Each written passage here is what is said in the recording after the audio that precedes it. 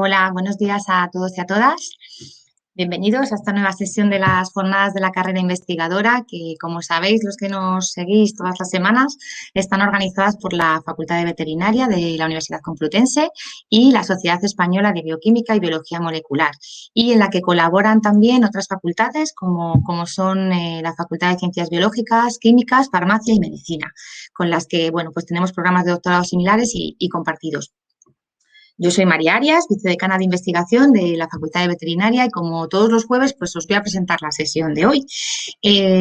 Hoy además empezamos un módulo nuevo, que es el módulo 3, en el que a través de 3 sesiones a lo largo del mes de marzo vamos a hablar sobre ética e integridad de la investigación en ciencias experimentales y biomédicas, que es como hemos titulado este módulo.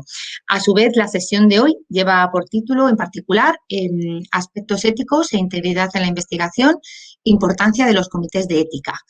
Bueno, hemos decidido dedicar una sesión y, bueno, un módulo entero en estas jornadas a explicar qué es esto de la ética y de la integridad científica, porque, bueno, en general son aspectos de la carrera investigadora de los que se habla poco, pero sin embargo, pues creemos que son muy relevantes para la actividad investigadora, ya que la integridad científica, digamos que es la que salvaguarda la función misma de la ciencia y genera confianza en la opinión pública, respeto a los investigadores y a sus investigaciones. Y bueno, son, digamos, los principios con los que tenemos que trabajar para asegurar que la investigación que llevamos a cabo es de calidad y que los resultados que publicamos pues son reproducibles. Es decir, tenemos que conocer desde el principio, sobre todo vosotros los estudiantes de doctorado, que la actividad científica opera con unas normas que delimitan perfectamente lo que podemos y lo que no podemos hacer.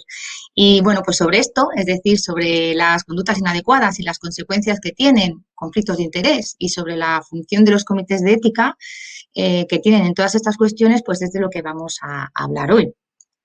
La sesión, bueno, ya tenemos aquí a Lluís Montoliu. Hola, Lluís, ¿qué tal? Bueno, quería deciros que la sesión de hoy va a estar... Hola, hola, que tenías el micrófono apagado.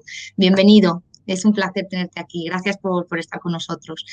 Quería presentaros también a mi compañera, Cristina Sánchez García, que es la vicedecana de investigación de la Facultad de Ciencias Biológicas de aquí de la Complutense y que va a ser la que va a moderar esta sesión con Lluís, y también que es parte importante en el desarrollo de estas jornadas y en particular de la sesión de hoy.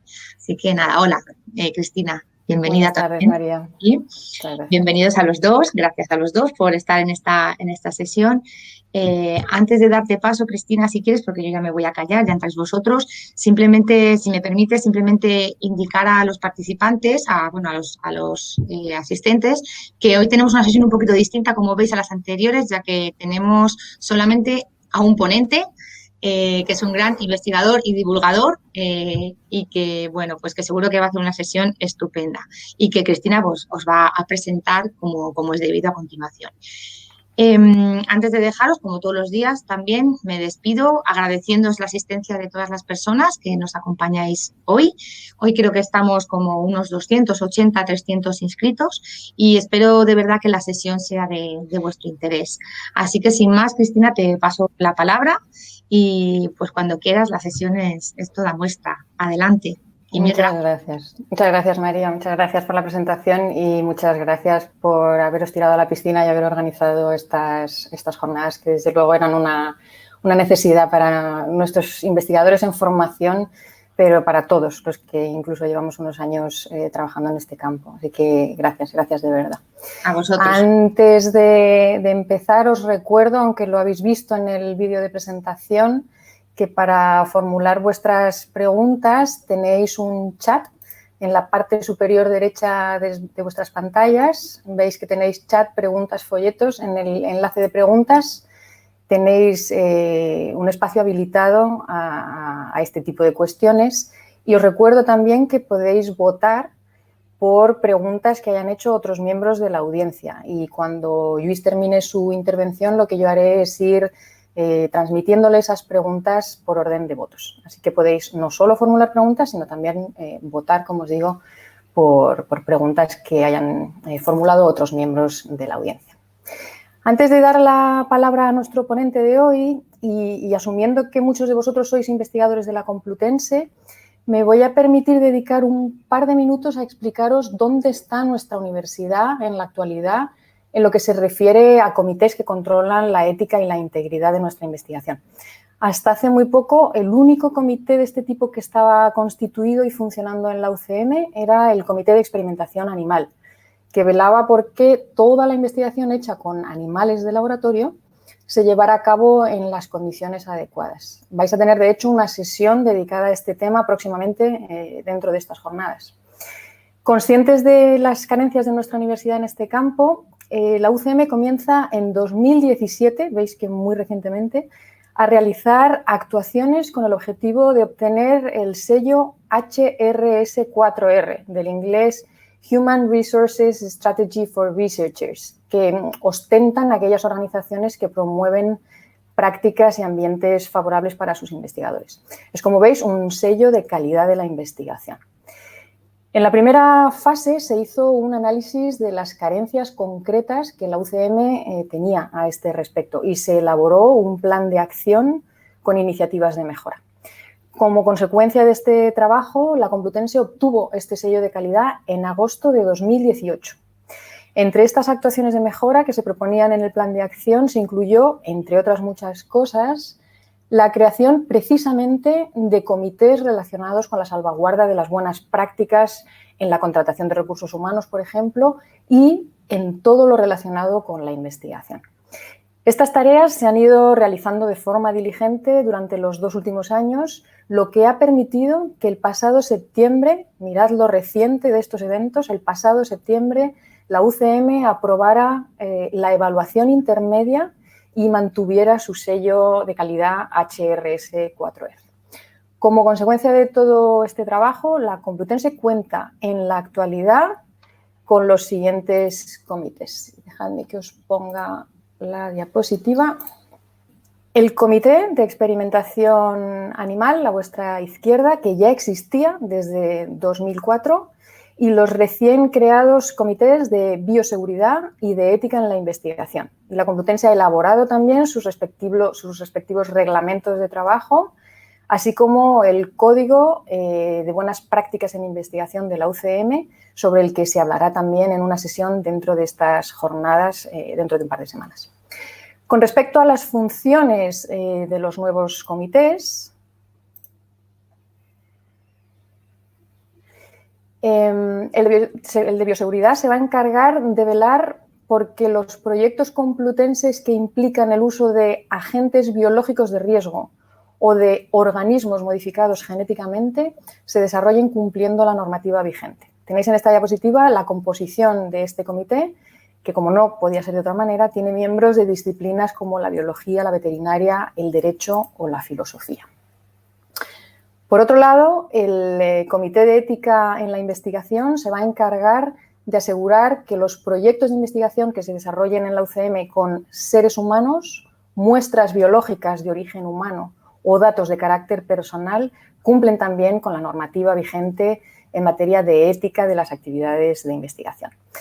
Tenéis la composición de este comité en la pantalla y, como en el caso anterior, y como tampoco podía ser de otra manera, veis que tenemos representantes de distintas áreas.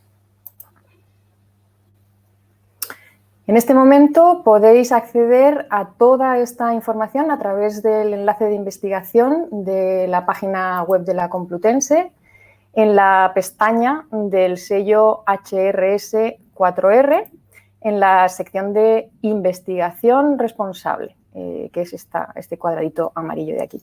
Ahora mismo no es fácil de encontrar, pero en las próximas semanas nos han informado de que toda esta información va a ser mucho más accesible, mucho más intuitiva de encontrar.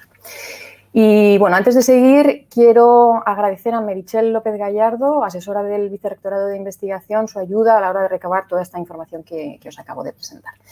Y ahora sí, paso a presentaros al ponente de hoy, que va a hablarnos de ética e integridad en la investigación y de la importancia que tienen en nuestro trabajo las estructuras del tipo de las que os acabo de mencionar.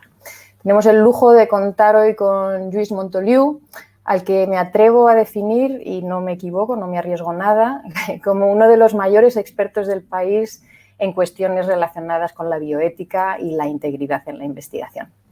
Luis es biólogo de educación, genetista de formación y biotecnólogo de profesión, según sus propias palabras. Es licenciado y doctor en Ciencias Biológicas por la Universidad Autónoma de Barcelona, y en la actualidad es investigador del CSIC en el Centro Nacional de Biotecnología y miembro además del Comité de Dirección del CIBER en Enfermedades Raras. En lo que respecta a su trabajo como investigador, lleva más de 24 años dirigiendo un laboratorio que se dedica a entender cómo funcionan los genes de nuestro genoma y las consecuencias de su mal funcionamiento en patologías como el albinismo. Durante toda su vida profesional, Lluís ha trabajado con organismos modificados genéticamente y fue, de hecho, pionero en la introducción y diseminación en España de la técnica de edición genética CRISPR en animales. Además, es un magnífico formador y divulgador, como vais a ver en un momento, y ha recibido, de hecho, numerosos premios, tanto por su trabajo como investigador como por su actividad divulgadora. Por si esto no fuera suficiente para justificar su presencia hoy aquí, Lluís es además el actual presidente del Comité de Ética del CSIC y miembro del panel de ética del Consejo Europeo de Investigación, del ERC. Muchísimas gracias, Lluís, por estar con nosotros de nuevo y por responder, como siempre, a la llamada de tus colegas y amigos complutenses. Cuando quieras, la clase es tuya. Muchas gracias, Cristina. Muchas gracias, María, por la invitación. Un placer una vez más. Sin más dilación, voy a cargar mi presentación. Bueno, hoy vamos a hablar de un aspecto que tanto María como Cristina han incidido y yo agradezco y felicito a la Universidad Complutense que haya decidido no solamente lanzar este programa de formación, estas jornadas de carrera investigadora, sino porque hayan incluido este tema, que es un tema del cual pues probablemente no se le da la importancia suficiente y del cual nos acordamos pues cuando truena, ¿no? Como con Santa Bárbara, ¿no? Nos acordamos cuando tenemos un problema y en realidad cuando mejor se estudia la ética y la integridad es previniendo, anticipando la aparición de estos temas. Vamos a hablar de ética en investigación y vamos a hablar de integridad. Fijaros que ética es una palabra que se mezcla y frecuentemente pues alguien piensa en normativa, piensa en moral, piensa en legislación, filosofía. Hay una serie de conceptos que se entremezclan, ¿no? Muy fácilmente y sin querer ser una clase esta teórica de ética, deciros que cada sociedad tiene su moral. La moral es la que determinamos entre todos, decidimos lo que está bien y lo que está mal, lo que es bueno y lo que es malo. Esto acaba constituyendo lo que es el cuerpo legislativo, un código penal para regular a aquellos que se saltan este código de moral. Lo que sucede es que cuando hablamos de investigación, frecuentemente tenemos valores que en sí mismos cada uno de estos valores son buenos. Y entonces es cuando acudimos a la ética. La ética es la herramienta que nos permite dilucidar cuál de estos valores es el que tenemos que seleccionar, siempre valorando entre beneficios y riesgos. Por ejemplo, hablando de experimentación animal en biomedicina, está claro que el preservar el bienestar animal es un valor bueno en sí mismo y también es un valor bueno en sí mismo el investigar la causa de las enfermedades y los tratamientos. Si para investigar estas enfermedades tenemos que acudir a la experimentación animal, entonces es la ética la que nos va a decidir si está justificado en cada caso ese experimento o si no lo está. Cuando uno piensa en ética, y aquí hemos hablado de biomedicina y me voy a centrar esencialmente en biomedicina, pues esencialmente estamos hablando pues, de todo lo que tenemos que tener en cuenta cuando vamos a acceder a una muestra biológica de una persona, una muestra de sangre, por ejemplo. Esto está claro que tenemos que tener una serie de preceptos en mente y tenemos que pedir el consentimiento informado, que me voy a referir a continuación.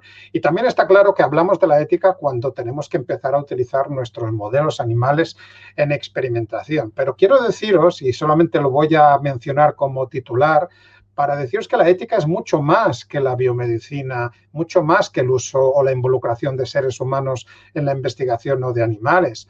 Por ejemplo, cuando acudimos a la naturaleza, cuando estamos haciendo investigación en parques naturales, evidentemente hay una serie de requisitos y de permisos. No podemos entrar ahí y empezar a talar árboles o a empezar a recabar muestras sin haber obtenido el permiso del correspondiente comité de ética, que habrá evaluado si nuestra investigación tiene el interés adecuado. O, por ejemplo, si acudimos a playas paradisíacas como esta del Caribe y resulta que cuando estamos ahí tumbados a la arena tomando el sol, pues nos llevamos a nuestro bolsillo pues un poco de la arena o un poco de los invertebrados, y estos invertebrados, pues sin declararlo a nadie, regresamos a nuestro país y resulta que derivamos una muestra o una droga o un medicamento contra el cáncer. Bueno, pues tenemos que saber que esto no lo podemos hacer. Hay un tratado que se llama el Tratado para compartir beneficios, el Protocolo de Nagoya, que implica que nosotros tenemos que ser respetuosos con la soberanía del país que estamos visitando y no podemos utilizar su medio natural y tenemos que pedir los permisos adecuados. También hay que tener en cuenta que nuestra tecnología, a pesar que a veces no lo pensemos, puede tener una doble utilización, y eso me refiero a una utilización civil o militar. Y evidentemente a veces pues uno no lo piensa, pero tiene que también reflexionar al respecto. Nuestros amigos ingenieros, por ejemplo, cuando están diseñando todos los satélites Galileo que van a sustituir a la red de GPS para posicionarnos, pues evidentemente esto tiene una aplicación civil, pero naturalmente también tiene una aplicación militar. Por ejemplo, otro aspecto que es muy importante a tener en cuenta a la hora de evaluar cuáles son los aspectos éticos de la investigación es el uso inadecuado, el misuse, que dicen los ingleses, que se puede hacer de nuestra investigación. Y esto no implica que nosotros vayamos a hacerlo, implica que tenemos que afrontarlo, ¿no? Y el ejemplo que os traigo lo vais a entender porque estamos viviendo esta pandemia COVID-19 que no acabamos de quitarnos de encima, ¿no? Imaginaros que hay un investigador que quiere investigar, y esto es un caso real, el virus de la gripe que afectó a todo el mundo hace más de 100 años y que infectó a más de 500 millones de personas y que se llevó por delante a 50 millones de vidas.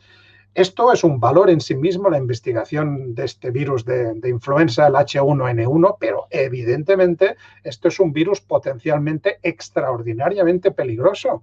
Y esto quiere decir que en las manos inadecuadas este virus, imaginaros, pues si lo metemos dentro de una botella de un spray y lo distribuimos en una estación de metro, por ejemplo, ¿no? Evidentemente no quiere decir que el investigador que lo vaya a hacer vaya a pensar en esto, pero tenemos que afrontar las consecuencias de trabajar con temas de estos. Y esto quiere decir que no vamos a obtener la correspondiente aprobación ética hasta que no garanticemos que tenemos toda la bioseguridad correspondiente, hasta que no garanticemos. Y por último, pues deciros que hay muchísimas investigaciones que tienen que ver con observación.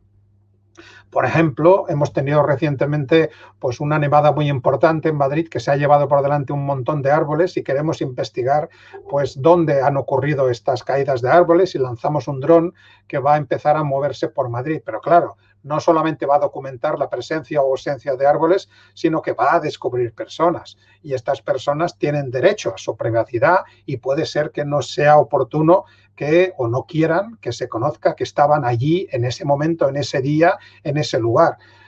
O no tenemos opción para pedirles el permiso a todas, pero sí que tenemos la obligación de pixelar, tenemos la obligación de eliminar todas las imágenes para que pues mantengamos esa privacidad. Esto lo podéis ver cuando entráis en Google Maps y aplicáis la pestaña de Google Street, pues veréis que os sirve para ver la fachada del edificio, pero si hay alguna persona que está cruzando por la acera, pues está pixelada precisamente para eso, porque hay alguien que ha reflexionado al respecto y se han reservado estos motivos éticos. ¿Por qué es importante esto de la ética? Primero, porque ningún proyecto puede empezar sin ella, sin la aprobación, y porque tenemos que asegurar frente a la opinión pública, frente a la sociedad, que cumplimos con la normativa y con el debido respeto a todo nuestro entorno, incluyendo seres humanos, animales, plantas y medio ambiente. Y porque lo que queremos es maximizar los beneficios y minimizar los riesgos que pueden estar asociados a este proyecto. ¿Por qué es relevante que contemos con esa aprobación de nuestra investigación por parte de un comité de ética? Bueno, además de por qué es obligatoria, fijaros, y esto también lo mencionaba María en su introducción, porque nos protege a los investigadores y a la investigación que estamos desarrollando, porque podemos después hablarlo y presentar nuestro proyecto a la opinión pública con la tranquilidad de que estamos demostrando que estamos cumpliendo todos los estándares éticos que la sociedad espera que cumplamos.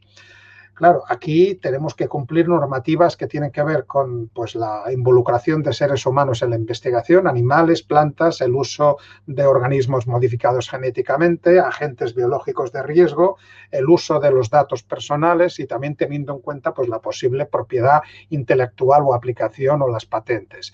Yo no voy a tratar todos estos temas porque la semana que viene vamos a tener una sesión que voy a tener también ocasión de moderar yo, que va a tener que ver con animales, con lo cual me voy a centrar esencialmente en la parte biomédica hoy, que creo que es la novedosa, porque además creo que es genérica y nos viene bien a todos, ¿no?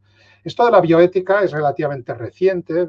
Sabéis que la bioética surge con posterioridad a la Segunda Guerra Mundial. Aparecen pues, declaraciones importantes como la Declaración Universal de Derechos Humanos, aparecen diferentes informes y en el año 49 aparece el informe Belmont, en el cual ya manda este mensaje al mundo de cuáles deben ser los principios básicos de la bioética. Y estos principios, que veréis que son de perogrullo, de sentido común, son los que iluminan y son los que están presentes en todas las legislaciones que tienen que ver de investigación biomédica y de protección de las personas involucradas en ellas. Estos 4 principios son el de no maleficencia, beneficencia, respeto por la autonomía y de justicia. Primero de todos, no tenemos que hacer el mal, no tenemos que hacer daño. Esto parece una cosa muy, muy relevante, ¿no?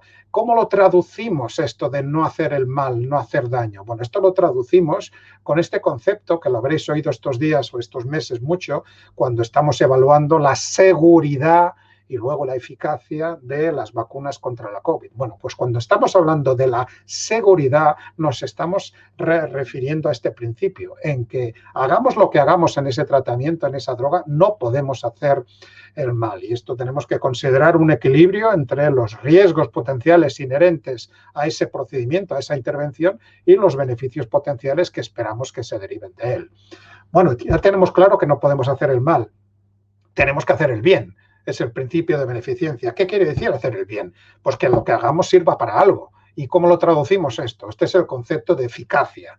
Por eso siempre, cuando hablamos de drogas, de tratamientos, de procedimientos quirúrgicos, de vacunas, hablamos de seguridad y de eficacia. Y ahora veis que todo esto emana de estos principios iniciales. Claro, hacer el bien, no es nuestro bien subjetivo, ¿no? Yo no puedo acercarme a una persona y decirle, yo ya sé lo que a usted le viene bien, yo ya sé lo que a usted le conviene. No podemos interferir con su libertad de participar, ¿no? Por eso, de este principio se deriva al siguiente, porque aparece el concepto de consentimiento informado, porque tenemos que contar con el respeto por la autonomía de cada una de las personas que queremos que participen en esa investigación, los voluntarios de la vacuna. Las personas que han participado en los ensayos clínicos no han ido obligadas, sino que se han presentado voluntarias, y esto quiere decir que deben poder decidir sobre cualquier intervención que pase sobre ellos o cualquier tema biomédico. Y el último de los principios es el que menos se cumple, y esto nos debería avergonzar a todos, porque estamos viendo, por ejemplo, este es el principio de justicia y parece también de perogrullo, que lo que hagamos tiene que tener un acceso equitativo a cualquier progreso para todo el mundo, sin restricciones y sin limitaciones, ¿no? Y estamos siendo testigos a países occidentales que acumulan millones de dosis contra la vacuna, mientras que otros países, quizá en Latinoamérica, en África o en el sudeste asiático, pues no les están llegando las vacunas. Afortunadamente tenemos quien nos lo recuerda. La Organización Mundial de la Salud ha lanzado el protocolo COVAX de compra de vacunas desde Occidente, pues para el resto de países, que esperemos que esto vaya progresando. Pero el principio de justicia es muy importante, porque todo aquello que hagamos tiene que ser válido para todo el mundo. Vayamos por partes. Voy a hablaros de la participación de la investigación de seres humanos y luego hablaremos de no solamente seres humanos, sino células, ¿no? o células o tejidos. Cuando hablamos de participación de seres humanos tenemos que tener en cuenta pues muchos aspectos, ¿no? El que sean voluntarios o no, de ciencias sociales o para estudios médicos, el que tengan que dar y puedan dar, que sean capaces de darnos el consentimiento informado. Por ejemplo, si son menores, tenemos que contar con sus tutores legales, con sus padres.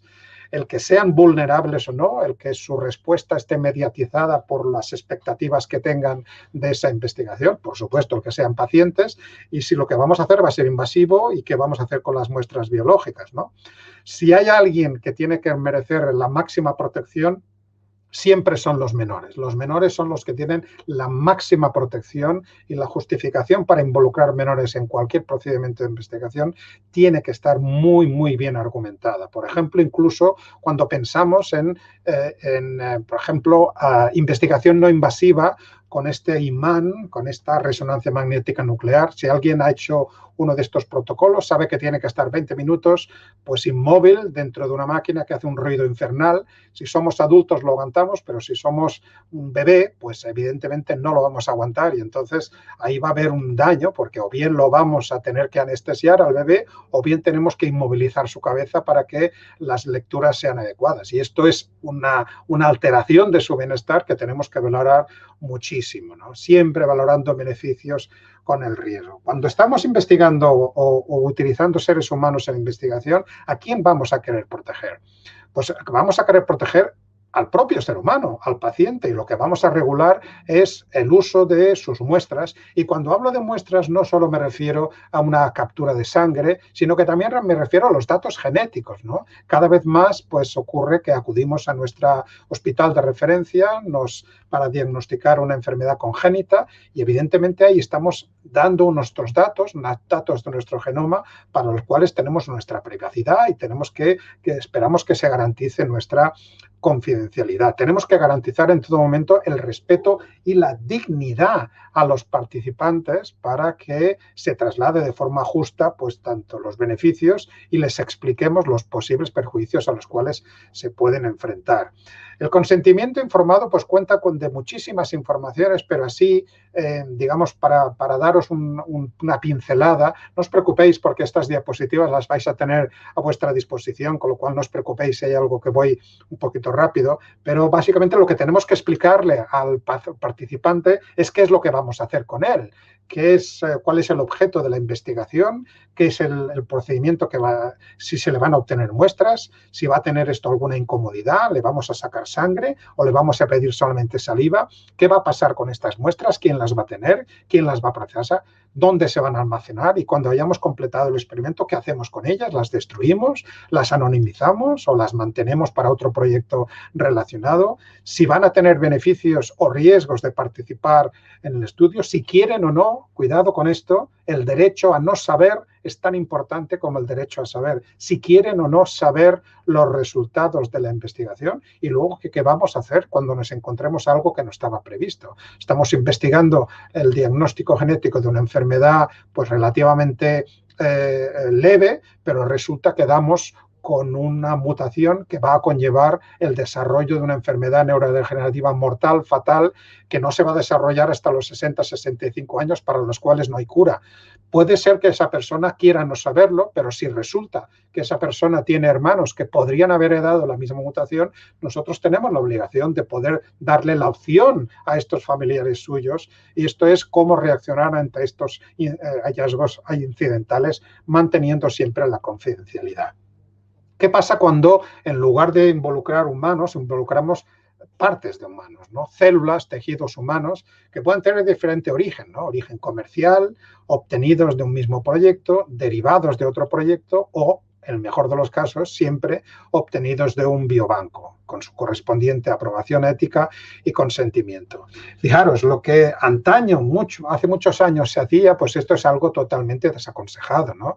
Yo tengo un colega en el hospital que es un patólogo y evidentemente pues en una cirugía cuando se le extrae una muestra del tumor, pues yo pongo el tubito y me llevo el tubito al laboratorio y directamente empiezo a trabajar. Esto no está permitido en la legislación y cómo llega ese ese tejido, esa célula del paciente al investigador, tiene dos caminos. Uno que es, digamos, permisivo, que es a través de las colecciones que están dedicadas solamente a un tema, por ejemplo, una enfermedad y solamente esa enfermedad. Yo tengo esas muestras de ese paciente para investigar solamente diabetes. Me da igual si estos pacientes pueden estar interesados en saber si pueden desarrollar o no Alzheimer. Yo no tengo el permiso para trabajar con Alzheimer con esas muestras. Solamente sirven para diabetes. Y mejor que las colecciones es el biobanco, que es la máxima garantía tanto para el paciente como para el investigador, como para el hospital, porque el biobanco, antes de introducir las muestras, recaba estos consentimientos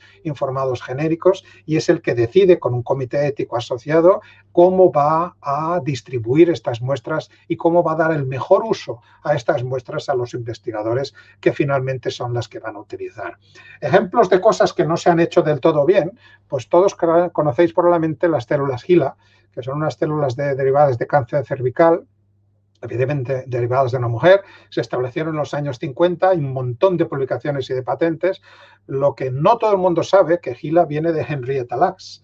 Esta es una señora que vivió en Baltimore y que acudió a su ginecólogo por una serie de molestias que tenía en el útero y efectivamente en el año 51 pues falleció debido a la metástasis derivada del cáncer cervical que padecía. Claro, el investigador que le hizo un raspado y obtuvo unas células se percató de que esas células crecían como locas y crecían indefinidamente y era una de las primeras veces que teníamos la posibilidad de tener células humanas en cultivo. Y esto pues sin preguntarle nada a nadie, por supuesto a la persona involucrada, a Henrietta Lacks, estas células pues hicieron fortuna, se fundaron empresas, se distribuyeron por todo el mundo y raro es el laboratorio que no lo tiene. Problema, en el año 2013 unos investigadores alemanes decidieron publicar el genoma de estas células HeLa y claro, las nietas que están aquí en esta fotografía de Henrietta Lacks alzaron su queja, dijeron, pero ¿cómo vais a publicar el genoma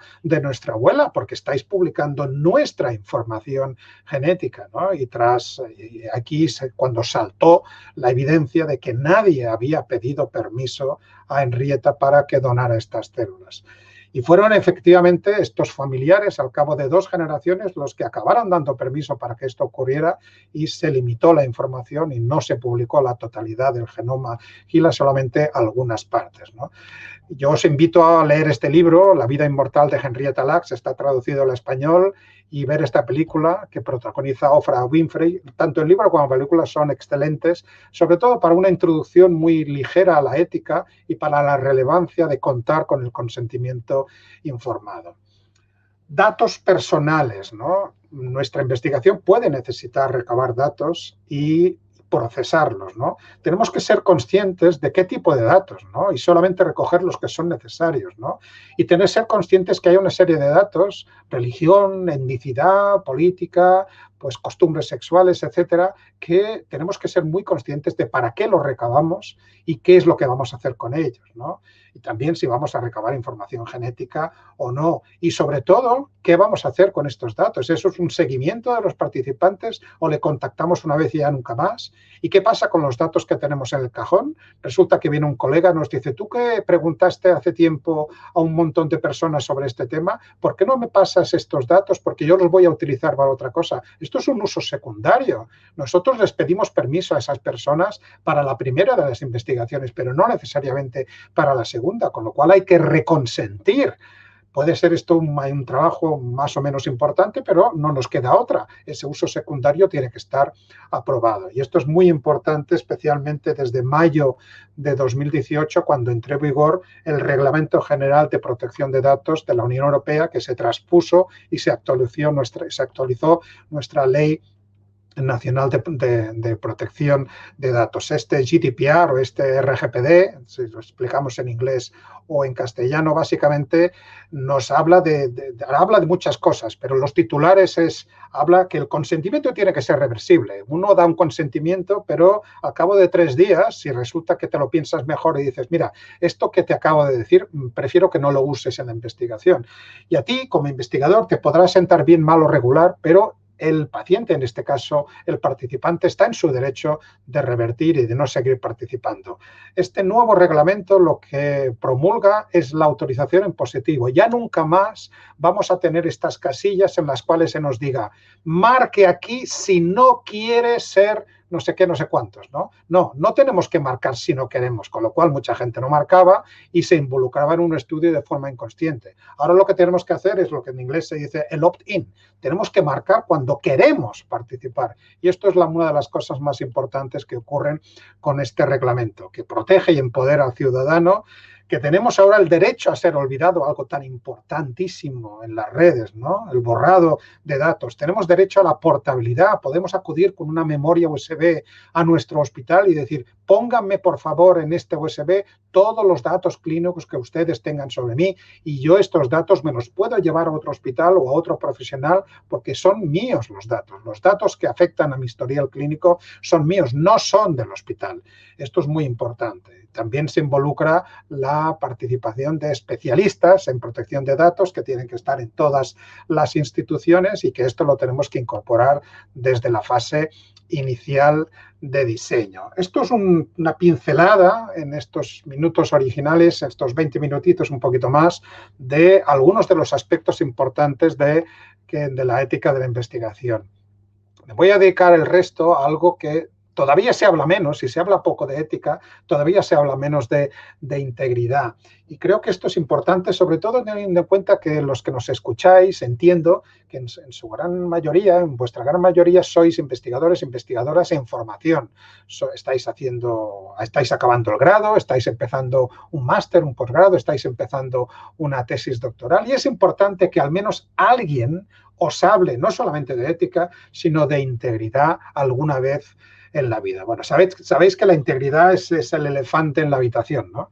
Y esto quiere decir que eso es una metáfora, que lo que quiere decir esto es algo evidente que está ahí y que si no le echamos caso, si no paramos atención, el elefante seguirá rompiendo mesas y seguirá rompiendo sillas. Tenemos que centrar nuestra atención. Podemos ignorarle, pero el elefante va a seguir ahí. Y por eso es importante saber que es importante tener en cuenta todos los aspectos que tienen que ver con la integridad.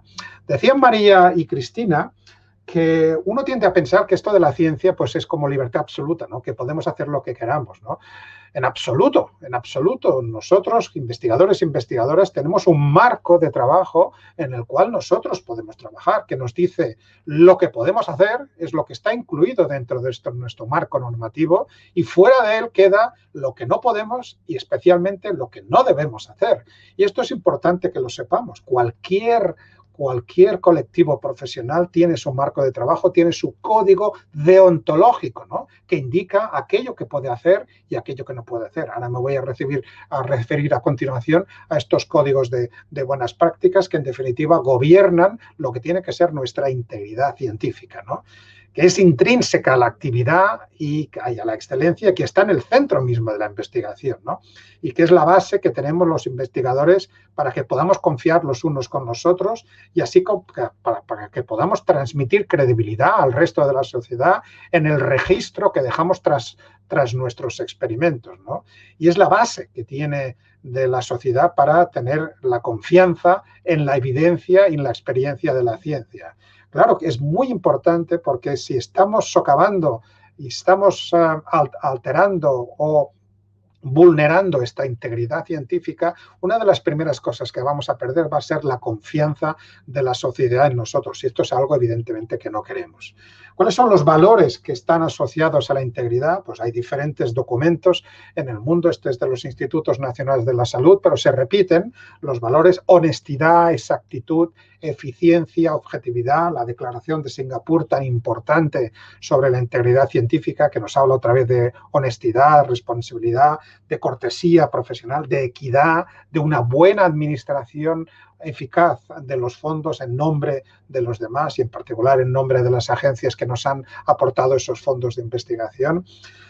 La integridad científica, fijaros, es la que salvaguarda los fundamentos de la ciencia, los conocimientos, mantiene esta confianza pública en nosotros, en los investigadores e investigadoras y en la evidencia, es la que sustenta esta inversión en investigación, nos protege nuestra reputación y nuestras carreras y además previene el impacto adverso que puede tener esto cuando se vulnera en pacientes y en el público en general. Promueve el avance y además previene el desperdicio de los fondos, el desperdicio siempre evitable de estos recursos públicos, ¿no? Cuando hablamos de integridad hablamos de credibilidad, hablamos de calidad y hablamos de reproducibilidad.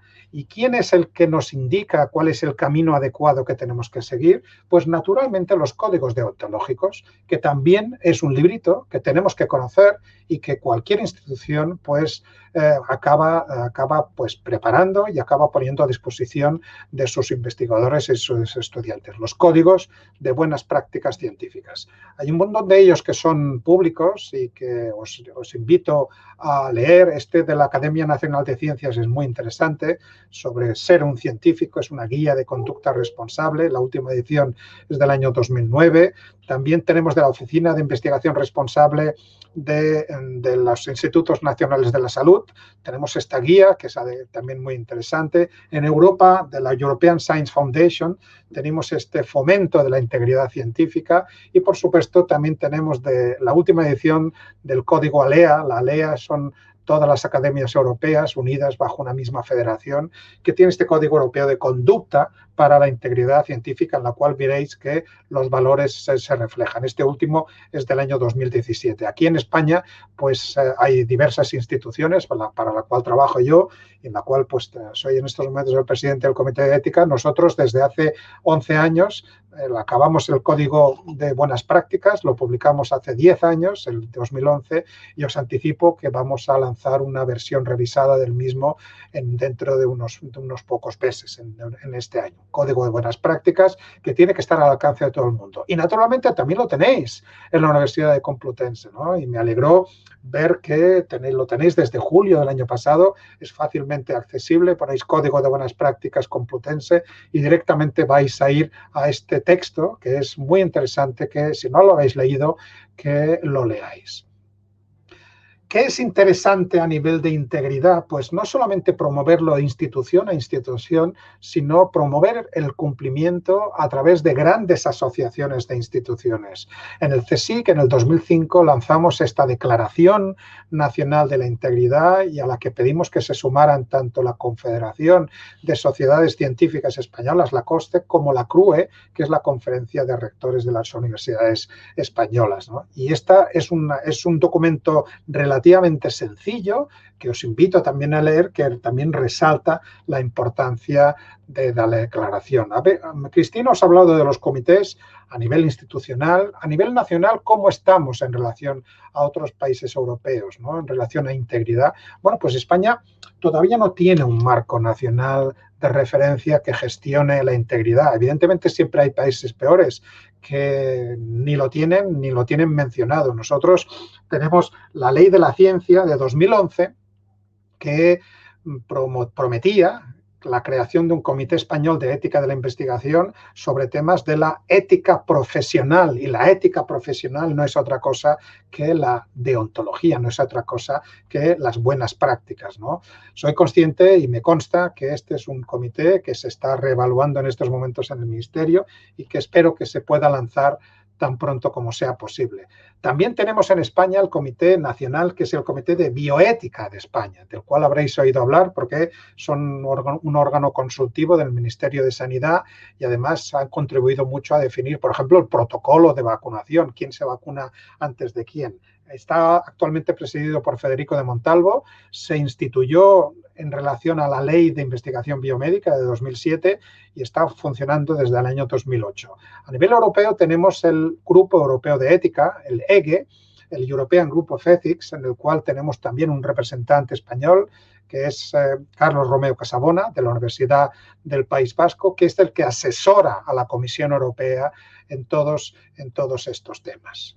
Bueno, ¿por qué es importante tener esta Oficina Nacional de Integridad Científica?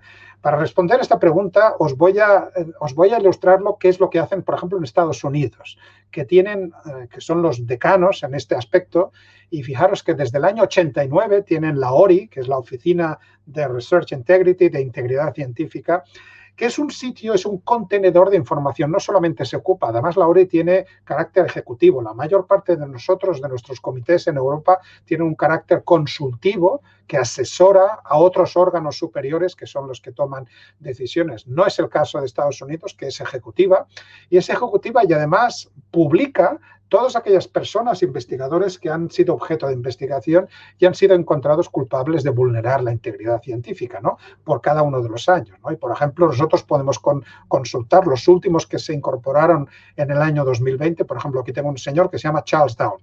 Me interesa saber qué es lo que hizo Charles Down. Pues entro y veo su ficha y veo pues una serie de fabricación y de falsificación de datos que afectó pues a toda esta serie de proyectos financiados por NIH.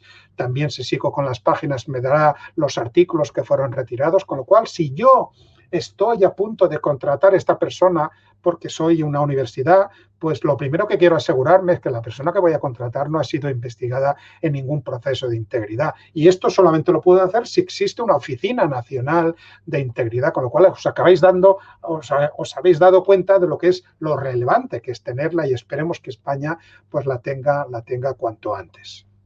¿Por qué insistimos que esto de la integridad es importante? ¿No? Vamos a empezar a entrar en el terreno de los ejemplos y de las ilustraciones para entender de qué estamos hablando, ¿no? Fijaros que llevamos ya unos cuantos años, y esta es una portada del Economist del 2013, que nos están recordando que, bueno, que hay cosas que no se hacen bien en ciencia, ¿no? Hay cosas que no todas las investigaciones preclínicas de, por ejemplo, antitumorales, o no todos los antidepresivos o los analgésicos o cualquier tratamiento que se esté evaluando en el laboratorio, cuando se lleva a un ensayo clínico, se comprueba su eficacia, ¿no? Pues, ¿qué puede haber pasado, ¿no? Lo que estamos viviendo es una crisis de reproducibilidad. Esto fue una encuesta que la revista Nature lanzó en el año 2016 entre casi 1.600 investigadores y fijaros que cuando les preguntaban si creían que estábamos viviendo una crisis de reproducibilidad, pues casi en un 90% decían que sí, o ligera o significativa, 52% de significativa y 38% de ligera. Apenas un 3% decían que no había crisis, con lo cual realmente tenemos una crisis. ¿Y a dónde afecta esta crisis? ¿Dónde afecta? Pues afecta a todas las ramas del saber, química, física, medio ambiente, biología, medicina, otras. Y fijaros que cuando empezamos a ver cuáles son las causas de esta crisis de reproducibilidad, lo primero, lo que está en número uno, el number one de la lista es lo que los ingleses hablan del cherry picking, el seleccionar las cerezas, el seleccionar lo que se cuenta.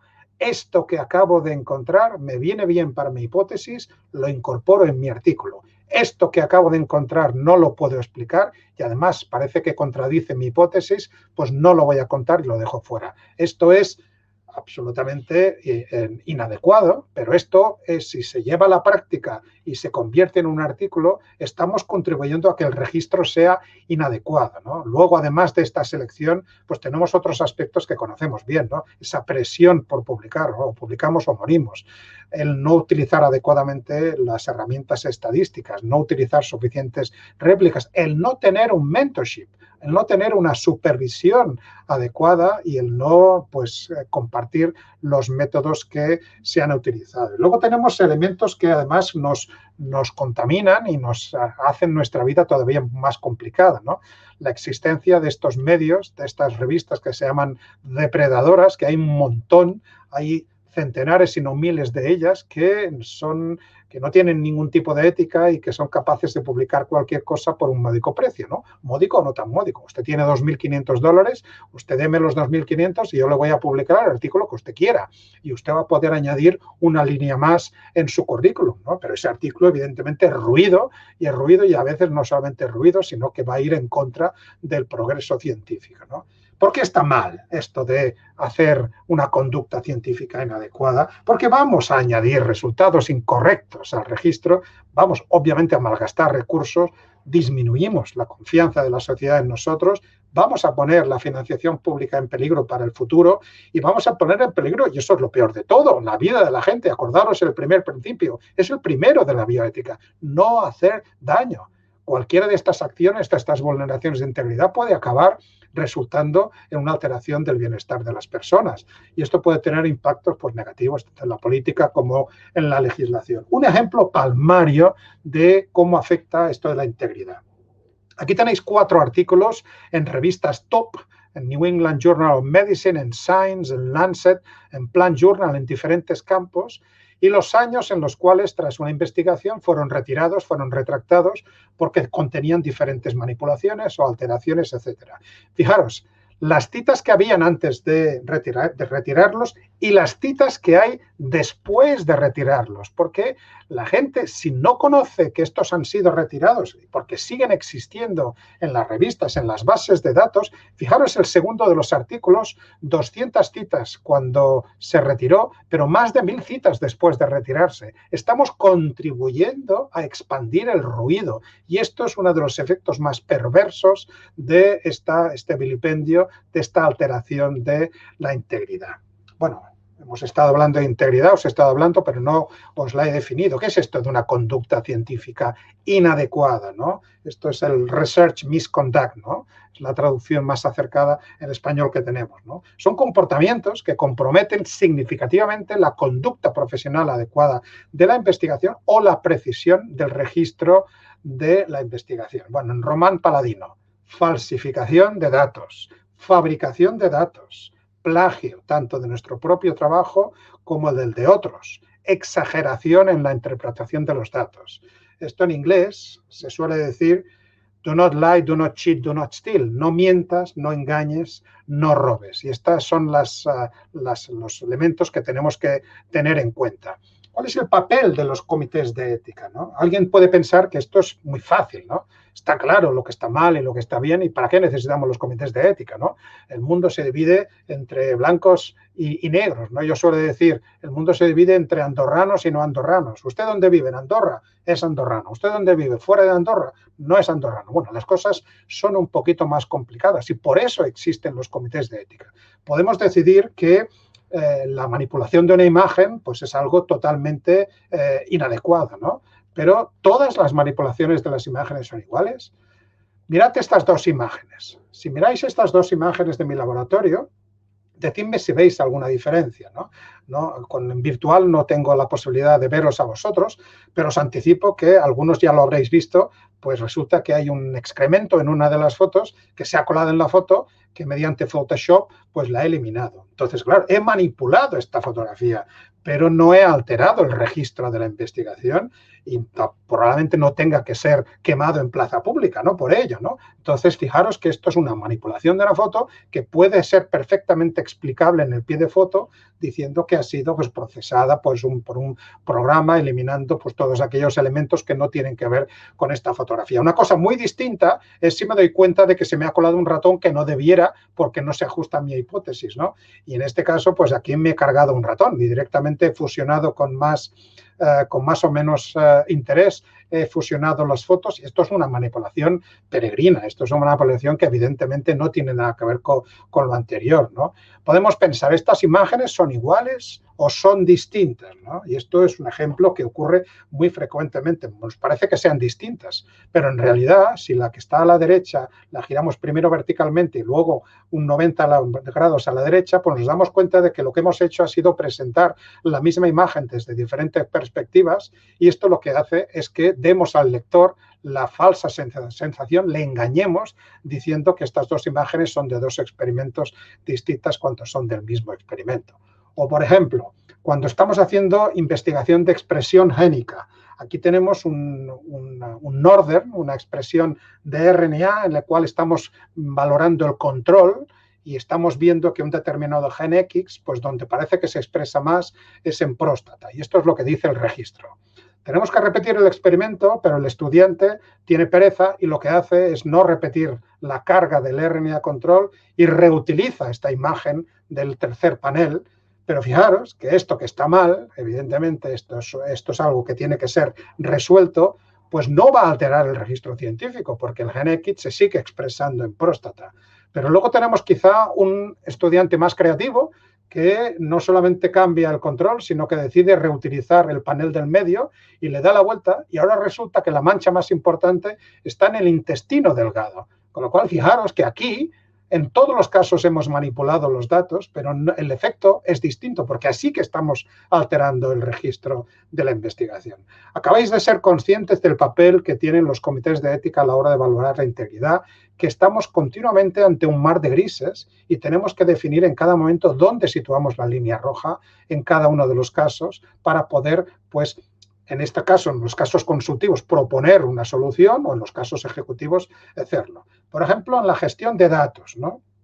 Si os digo, ¿cuál de estos datos os parece más adecuado? Pues me parece que todos diréis que el de la derecha, porque parece que tiene menos variabilidad. Y si os digo que son los mismos datos, pero están expresados de forma distinta, fijaros, el de la izquierda con desviación estándar, el de la derecha con el error estándar de la media, que está relacionado con lo primero, dividiéndolo por la raíz cuadrada del número de muestras, como sabéis todos. Si yo doy la gráfica segunda, pero no digo que es el error estándar de la media y dejo intuir que estoy presentando la desviación estándar, estoy pues engañando, porque estoy dando a entender que tienen menos variabilidad mis datos de los que realmente tienen. O algo que es tremendamente popular, y esto creo que es importante que lo resalte, ¿no? Fijaros, esto es las mismas muestras de datos, pero la gráfica de la izquierda no es significativa y la de la derecha es estadísticamente significativa. ¿Cuál es la diferencia? Bueno, la diferencia es que hay un punto que lo he despistado en la gráfica de la derecha, ¿no? Me he llegado a autoconvencer que ese punto era un punto que me había salido mal y resulta que cuando lo quito, resulta que el resto de puntos ya hacen que sea significativa la diferencia, ¿no? Esto es el cherry picking, esto es seleccionar lo que nos interesa o lo que no. Y esto es, creedme, tremendamente demasiado extendido. Y esto lo tenemos que combatir, porque esto hace muchísimo daño. Estamos dando a entender que estas dos poblaciones son distintas cuando en realidad probablemente no lo sean. Y esta variabilidad que estamos viendo la tengamos que combatir aumentando el número de muestras, por ejemplo, ¿no? Plagios, ¿no?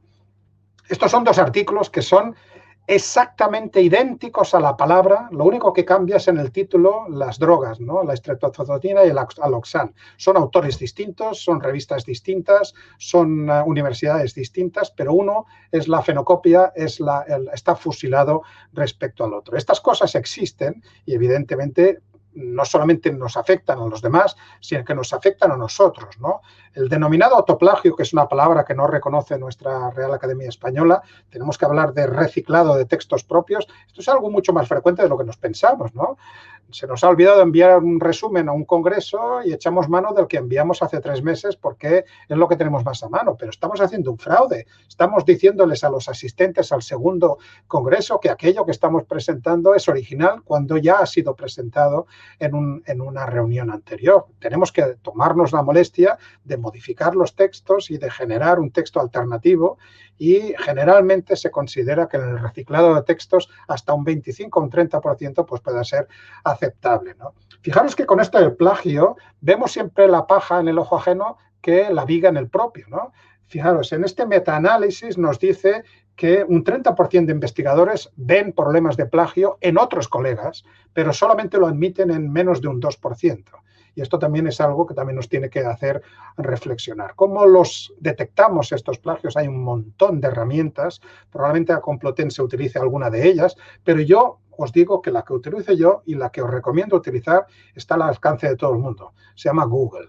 Google tiene una función, nosotros podemos poner una frase tan larga como queramos, si la situamos entre comillas, va a buscar exactamente esa frase en cualquier otro texto publicado y esto nos puede servir para detectar un posible inicio de plagio. Creo que esto es gratis y está accesible a todo el mundo y hay pocos sitios a los cuales no llegue Google. ¿Dónde aparecen estas conductas inadecuadas en ciencia? Pues aparecen desgraciadamente en todas y cada una de las etapas, desde cuando planeamos un experimento o cuando lo ejecutamos, cuando lo interpretamos, cuando vamos a publicarlo y cuando vamos a actuar como revisores de esa publicación. En todas y cada una de estas etapas vamos a tener la posibilidad de introducir ruido, de introducir conductas inadecuadas. porque esto tiene consecuencias para los individuos, ¿no?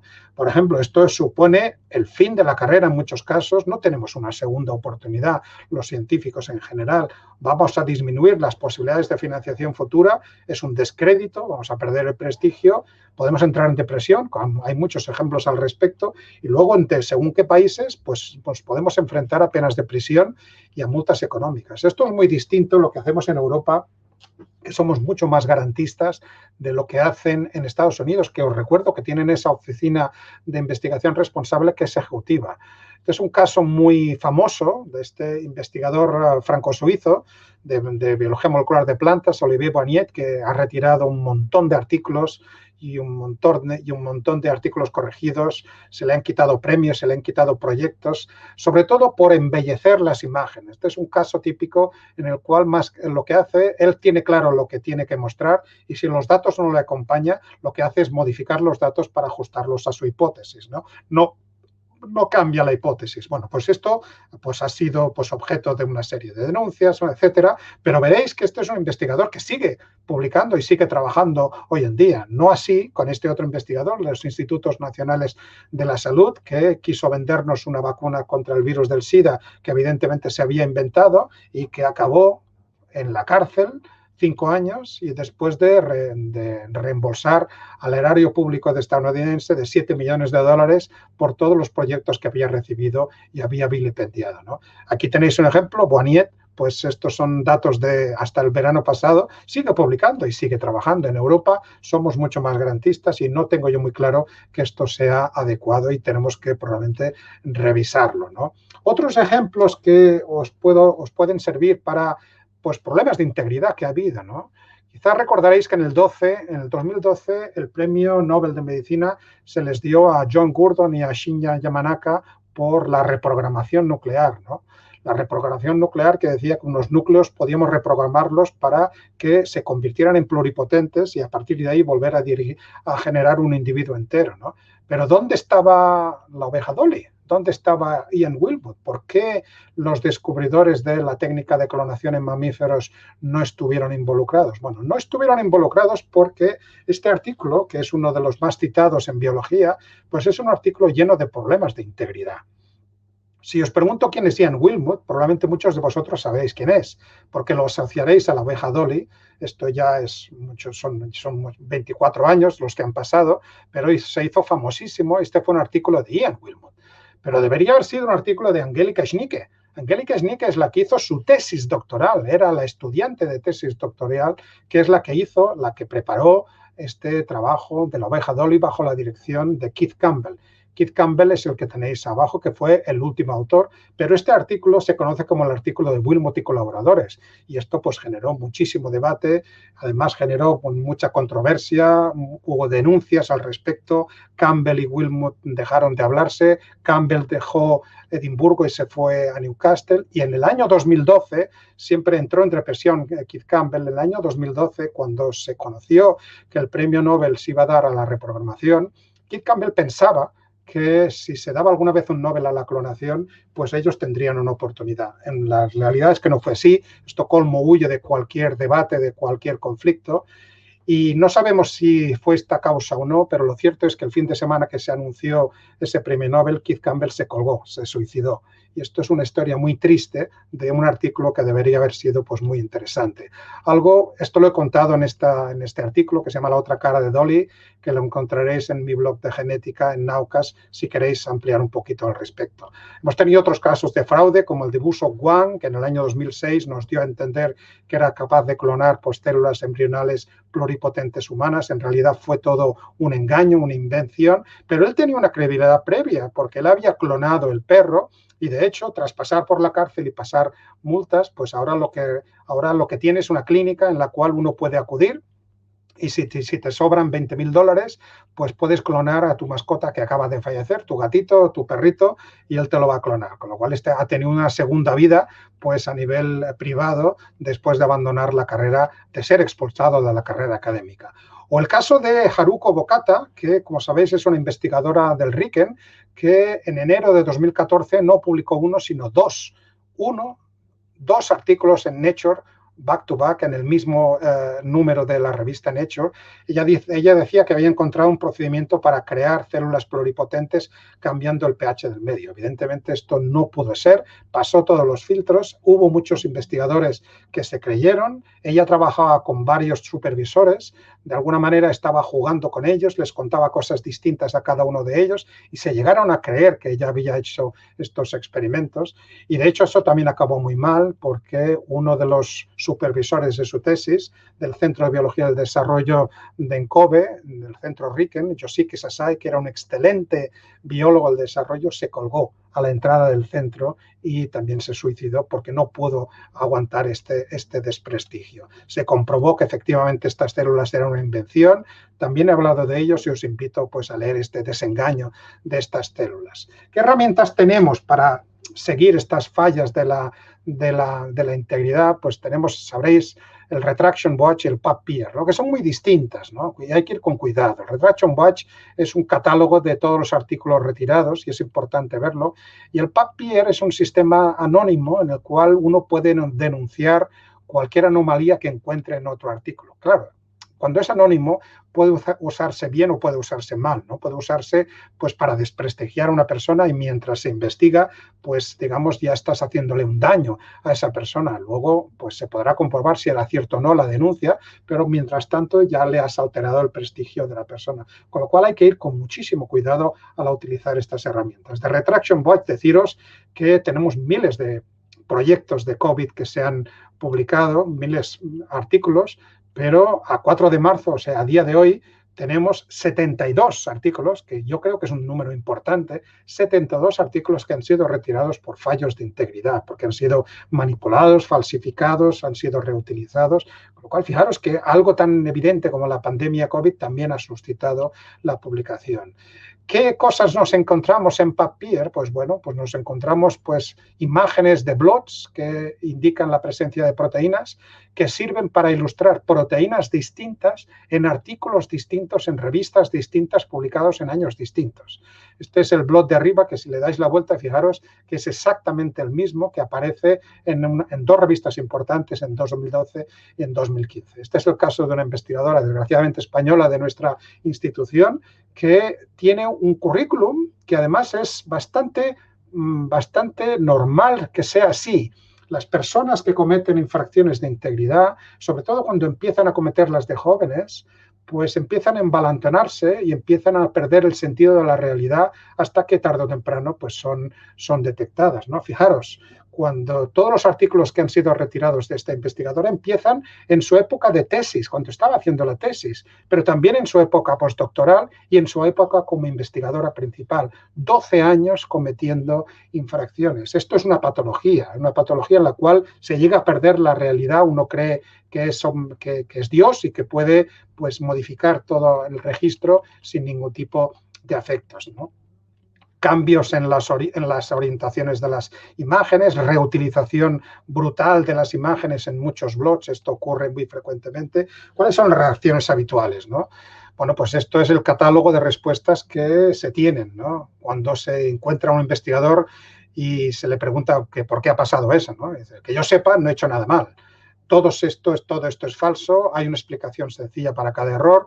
Puede que se me haya pasado alguna cosa inadvertidamente, soy capaz de reemplazar las cosas con datos correctos, pero fijaros qué casualidad, no tengo acceso a los datos originales, los he perdido o mejor aún, me acaban de robar el ordenador donde tenía estos datos, ¿no? Esto es el catálogo de respuestas habituales.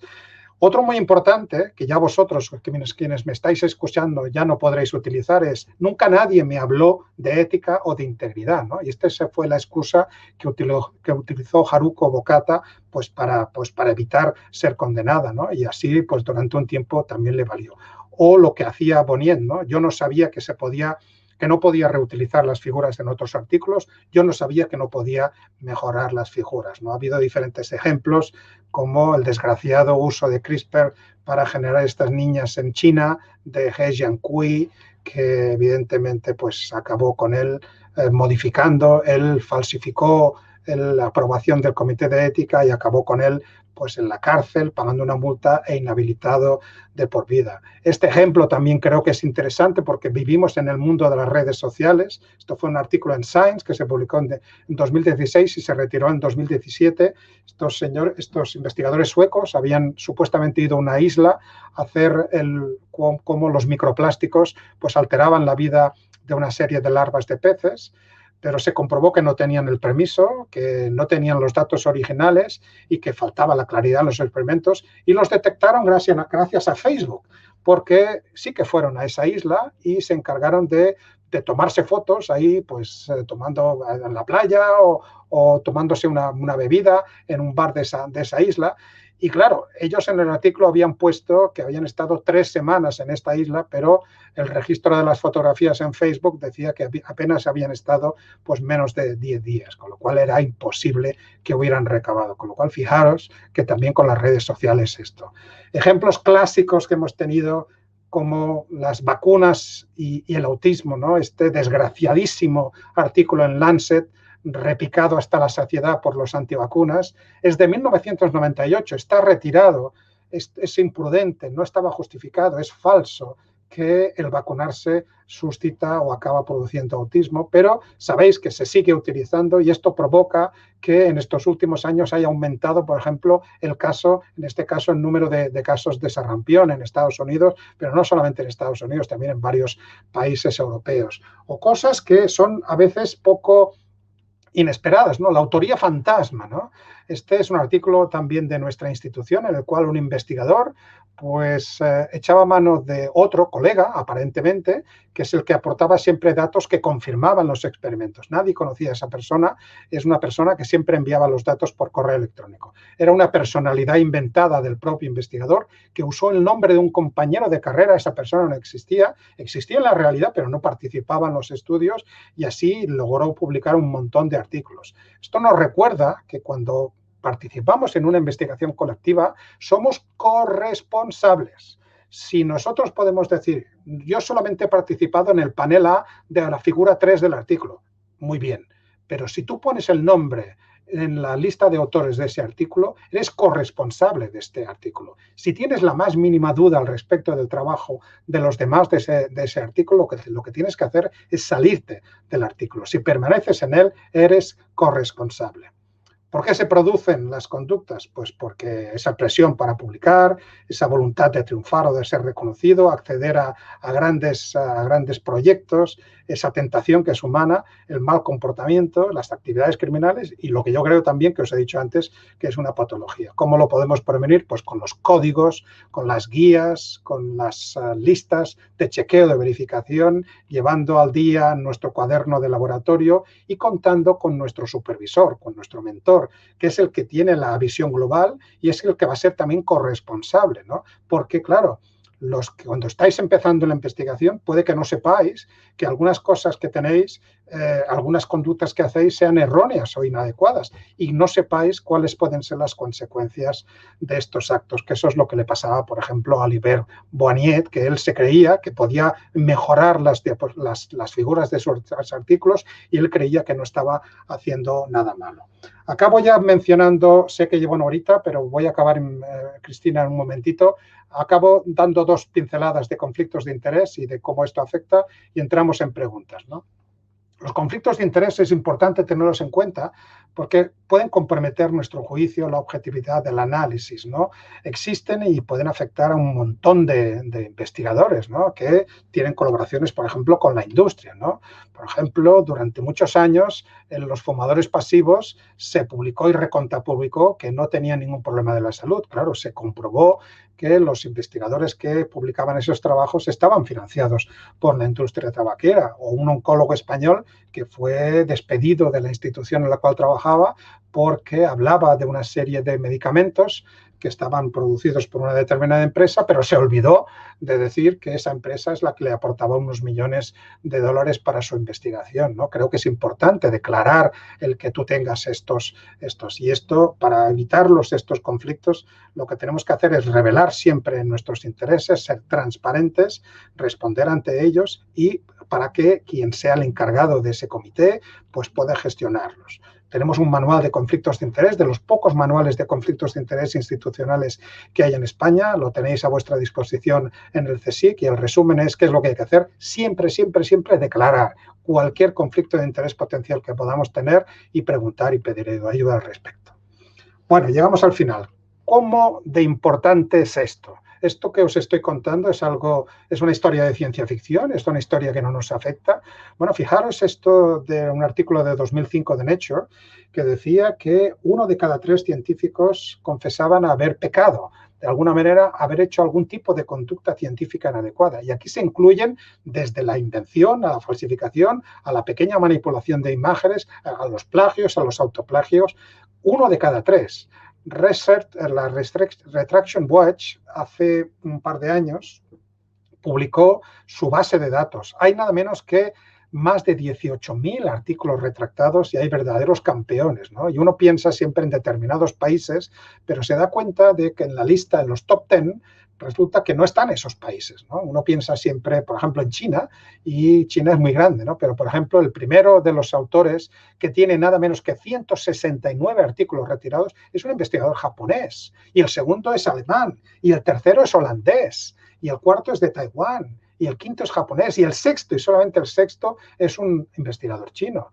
Y lo mismo con los países, ¿no? Pensamos en los países, los sospechosos habituales, pero fijaros que aquí aparece Singapur, aparece Corea del Sur, aparece Sudáfrica, aparece también Holanda, ¿no?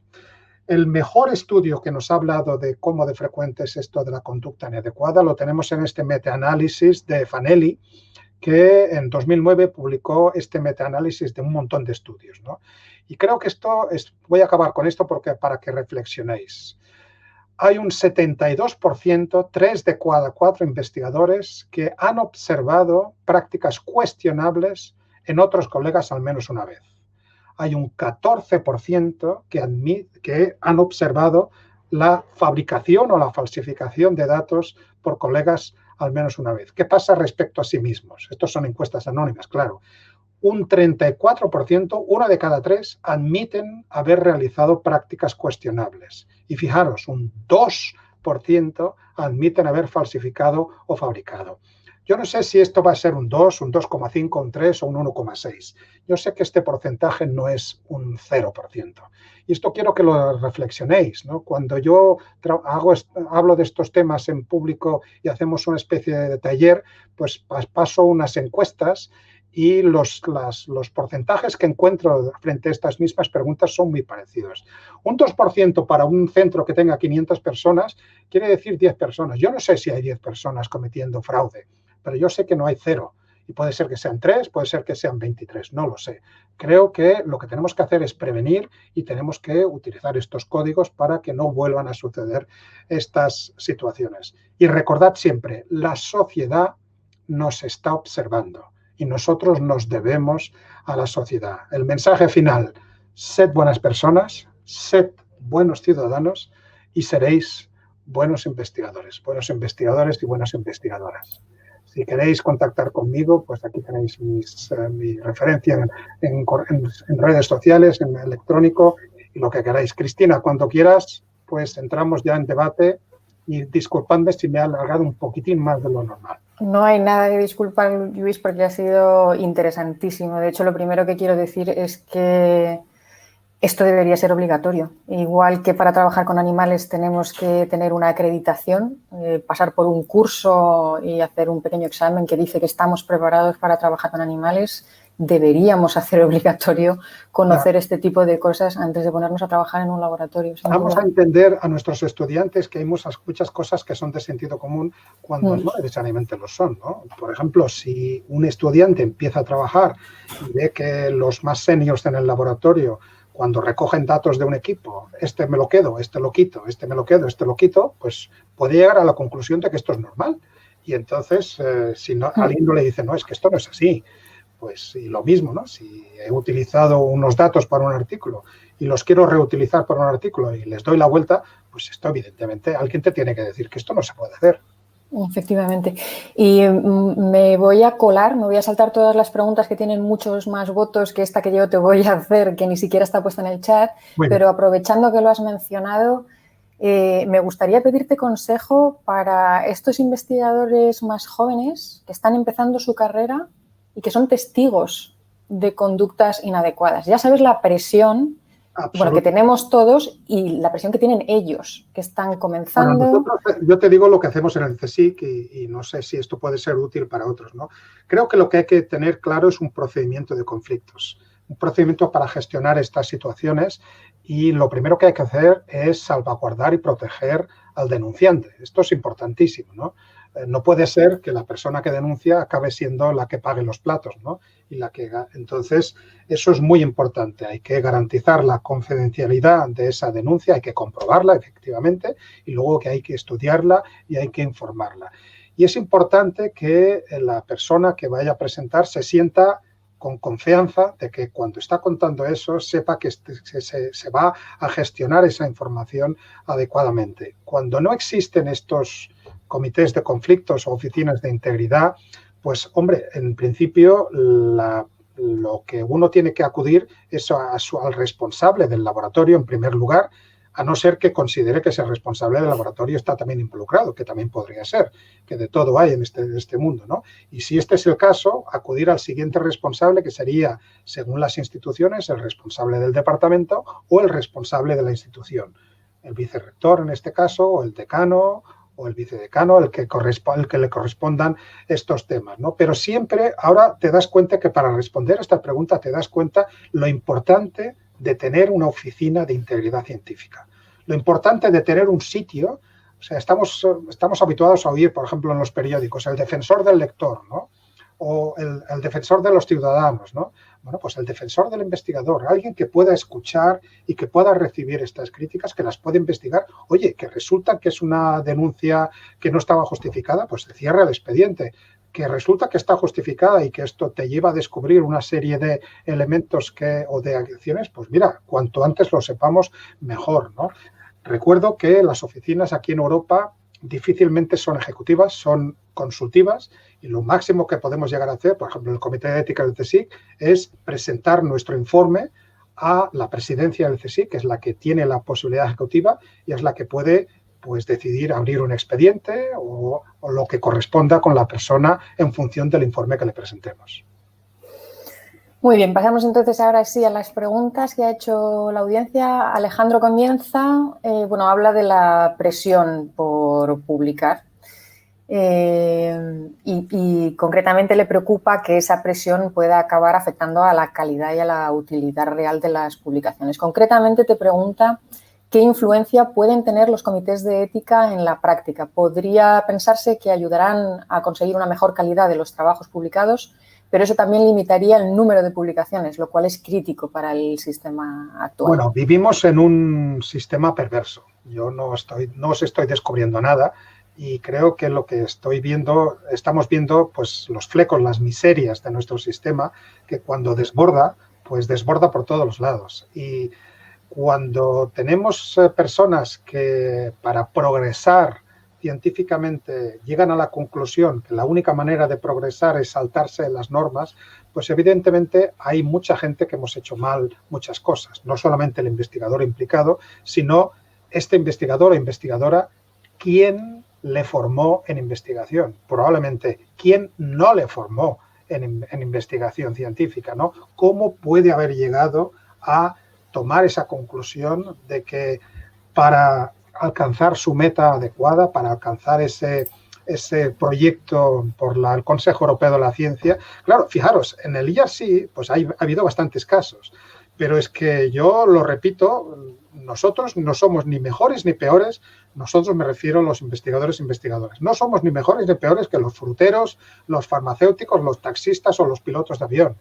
Somos un colectivo humano y, por lo tanto, podemos equivocarnos y puede haber gente dispuesta a tomar atajos, ¿no?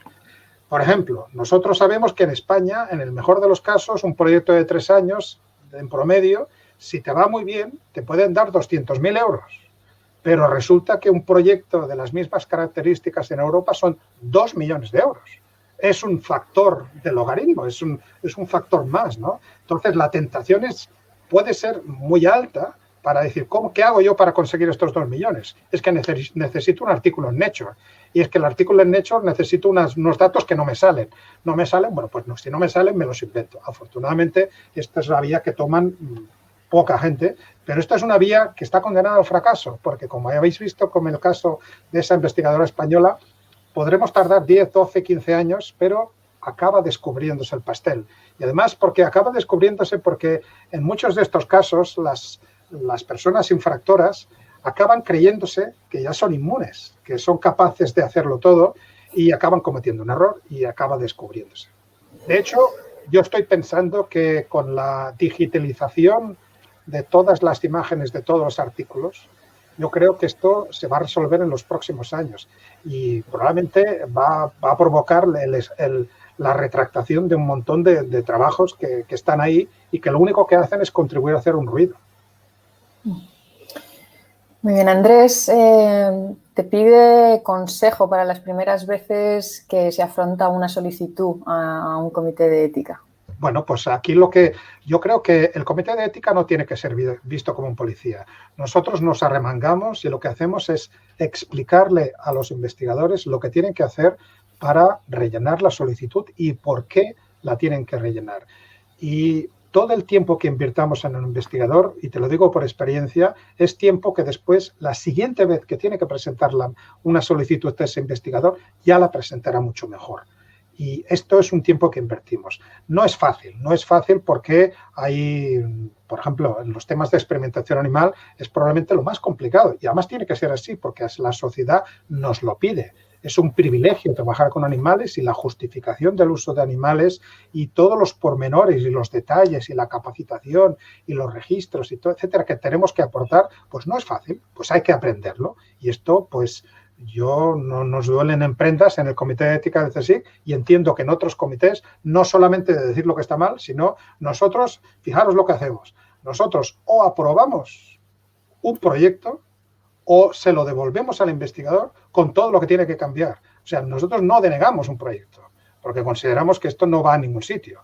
Básicamente no le damos el permiso, pero le decimos, fíjate, todo esto es lo que tienes que subsanar para que este proyecto tuyo pueda ser aprobado por este comité, ¿no? Y nos sentamos con él o con ella y hacemos. Yo creo que esa labor es importante porque nadie nace enseñado y esto no es fácil. Y afrontar hay mucha legislación que hay que tener en cuenta y los temas de datos personales, por ejemplo, los temas de cómo se organiza una encuesta, cómo se organiza un ensayo clínico, pues estos son temas importantísimos, ¿no? Un consentimiento informado es un documento muy importante que hay que repasar y hay que elaborar, ¿no? Y hay que ver todos estos elementos, ¿no? Y si no has escrito nunca un consentimiento informado, pues tienes que aprender y lo tenemos que explicar y eso es lo que hacemos. Isabel María te pregunta cuál es el organismo internacional al que se puede acudir a poner una denuncia por faltas de ética, teniendo en cuenta que hay países que todavía no tienen este tipo de estructuras para hacer esta gestión. Esto es una buena pregunta y para la cual todavía no hay una buena respuesta, ¿no? Os he dicho que a nivel europeo tenemos un órgano consultivo que es el EGE, el European Group of Ethics, que en principio no está directamente a disposición de los ciudadanos, es un órgano consultivo que tiene la Comisión Europea para asesorarle en algunos temas, ¿no? Pero sí que existen sociedades, por ejemplo, existe la red en Río, que es la red europea de oficinas de integridad científica, a la cual pertenece el CSIC, dado que nosotros no tenemos como tal cual una oficina de integridad, pero sí que tenemos lo que llamamos nosotros dentro del Comité de Ética del CSIC, tenemos un subcomité de conflictos, que es el que hace las funciones de la oficina de integridad.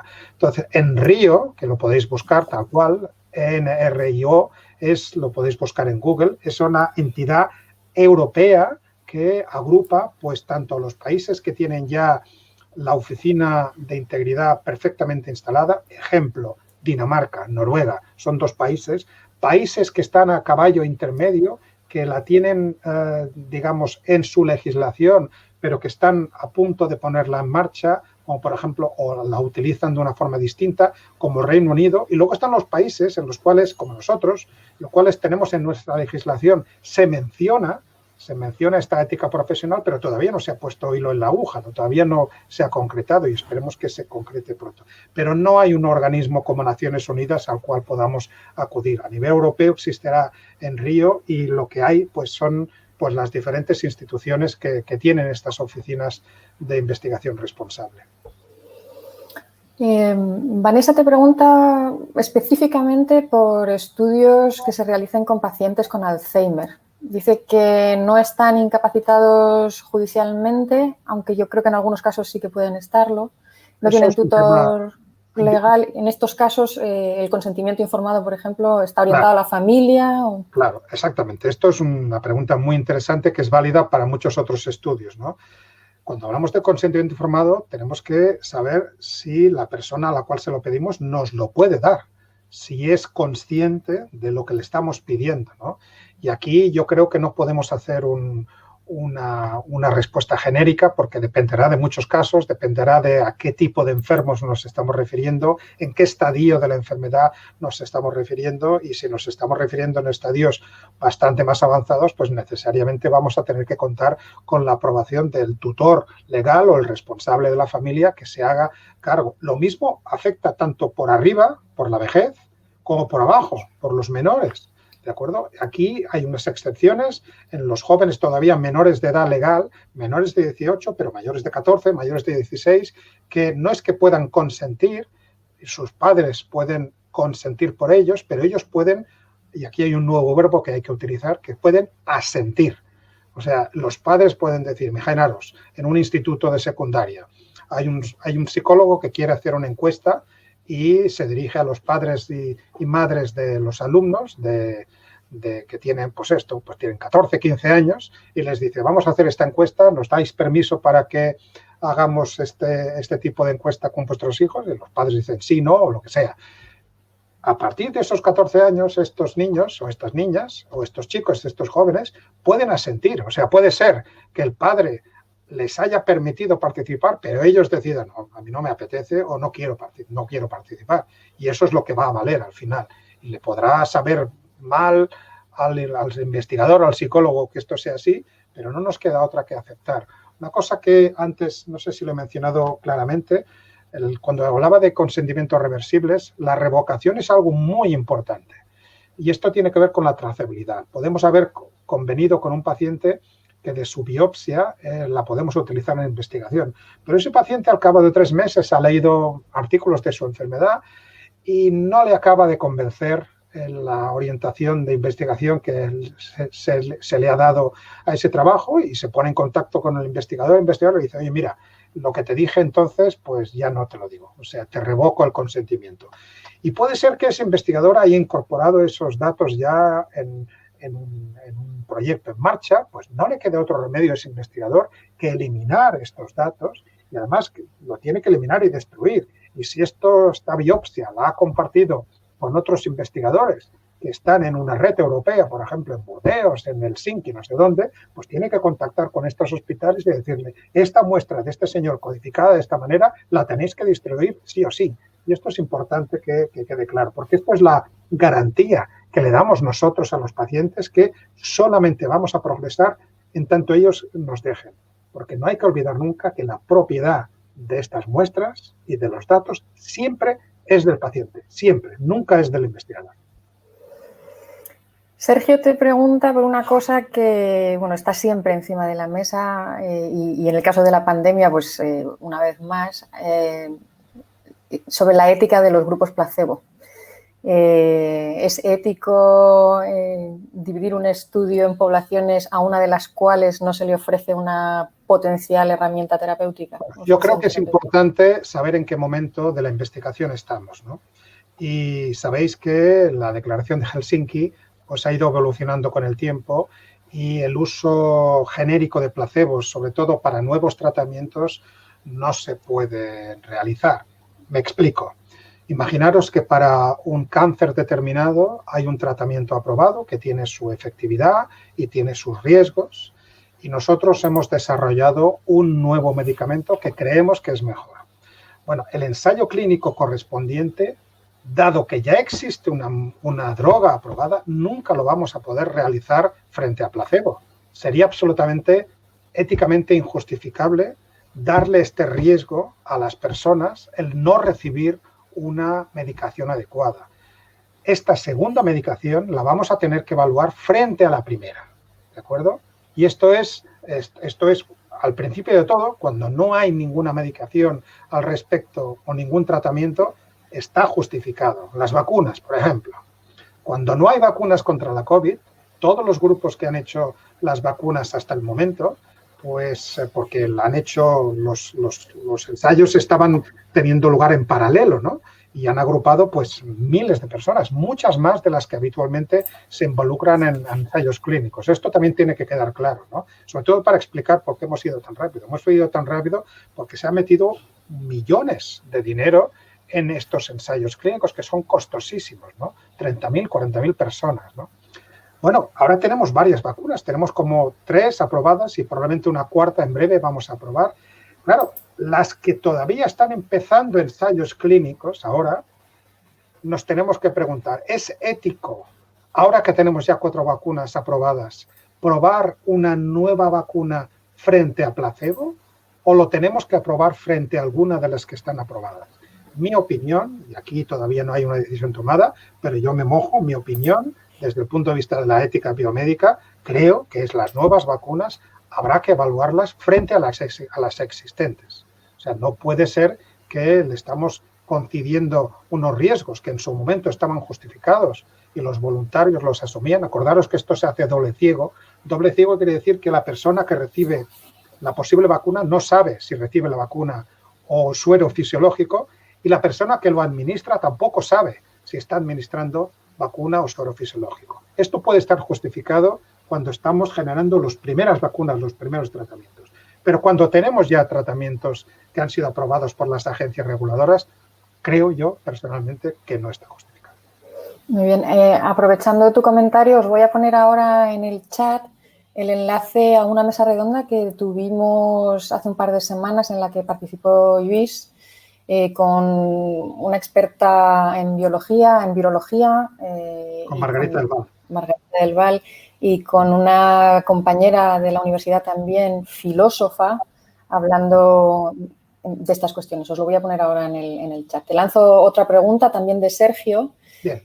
Que dice que los códigos deontológicos de las instituciones son importantes, pero como dice un amigo suyo de derecho, lo que no sale en el BOE no existe. Te pregunta por la necesidad de transcribir estos códigos a la normativa legal en España para hacer efectivo su cumplimiento. Bueno, vamos a ver, los códigos son de obligado cumplimiento para los empleados de una determinada institución. La Complutense en julio proclamó sus propios códigos y estos son de aplicación a todas las personas de la comunidad educativa y investigadora de la Complutense. Lo mismo pasa con el CSIC. Precisamente para responder a esta pregunta de Sergio es por qué es tan importante que se acaba de constituir el Comité Español de Ética de la Investigación, ¿no? Que es el nombre que se le dio cuando salió en la Ley de la Ciencia de 2011, que es el que, si todo va bien, se va a convertir en la Oficina de Investigación Responsable, porque una de sus funciones, si os leéis el BOE correspondiente, ya que ha hecho alusión al BOE, una de las funciones precisamente es dictar o generar modelos genéricos de códigos que puedan ser pues traspuestos y pueden ser adaptados por las diferentes instituciones. ¿Nosotros qué hacemos? Vamos a ver, el CSIC nosotros no inventamos la rueda y estoy seguro que en la Complutense habéis hecho lo mismo. Nosotros cuando empezamos a hacer nuestro código hace 10 años, en ese momento de presidente del Comité de Ética estaba Pere Puigdomènech, un experto en biología molecular de plantas y en bioética, que había sido también miembro del EGE, pues Pere se fijó en los códigos del Max Planck, en los códigos del CNRS, en Alemania, en Francia, y lo que hicimos fue adaptar pues, esos códigos a la realidad española, que creo que es lo que hay que hacer. Y a partir de eso, pues cuantas más instituciones virtamos y compartamos estos códigos, mucho mejor. Que si se tienen que acabar publicando los boletines de la comunidad, hombre, yo creo que no se publica la normativa de las diferentes universidades, ni se publican las decisiones. Lo que les tiene que quedar claro a todos los miembros de esa institución es que estos son unos códigos que no son decorativos, que están ahí y que se tienen que leer. Y los responsables para que se lean, pues no son otros, sino que somos nosotros, los supervisores, los mentores nuestra responsabilidad es decirle a nuestros chicos y chicas que empiezan la investigación, decirles, oye, que además de lo que yo te pueda contar, échale un vistazo a este libro porque esto es lo que te va a ayudar, ¿no? Y te va a ayudar a poder cotejar y a resolver cuando te encuentres, porque también tenemos que decirlo, que situaciones de conductas inadecuadas nos las vamos a encontrar siempre, en algún momento. Los investigadores se dividen en dos, los que ya se las han encontrado y los que se las van a encontrar. Me refiero que esto es algo que está presente y entonces es importante saber cómo reaccionar al respecto. Bueno, veo aparecer a María en pantalla, sospecho que para decirnos que tenemos que cortar. Entonces te paso las riendas, María, para que nos digas si terminamos aquí. Siento muchísimo cortaros porque la verdad que estaba aguantando, te lo estaba poniendo por el WhatsApp, Cristina, que estaba muy interesante todas las preguntas y las contestaciones de Luis, pero yo creo que ya estamos fuera de tiempo, son menos 20. Claro. Bueno, yo creo que es importante que lo hayáis hecho. Esto quedará a disposición de los alumnos, las diapositivas también, con lo cual podréis ver todos los detalles y, por supuesto, quien tenga alguna duda, pues me puede escribir en todo momento, no hay problema. Pues muchísimas gracias, Luis. Yo quería, antes de cerrar, haceros un apunte, porque me parece muy importante lo que ha dicho Cristina, sobre que igual que necesitamos capacitarnos para trabajar con animales en la investigación, es que sería fundamental también, ¿no?, formarnos de manera quizás obligatoria para entender todas estas cuestiones, porque yo creo que hay ciertas cosas, hay algunos ejemplos, por ejemplo, me ha gustado mucho el ejemplo que has puesto de la gráfica, ¿no?, y cómo quitando el punto que se nos va fuera de nuestro rango te salen datos significativos. Y yo creo, y esto yo creo que lo hablamos el otro día en la sesión preparatoria, que habrá muchos y muchas que nos estén escuchando y que a lo mejor estén sorprendidos y digan, ostras, pues esto lo he hecho yo.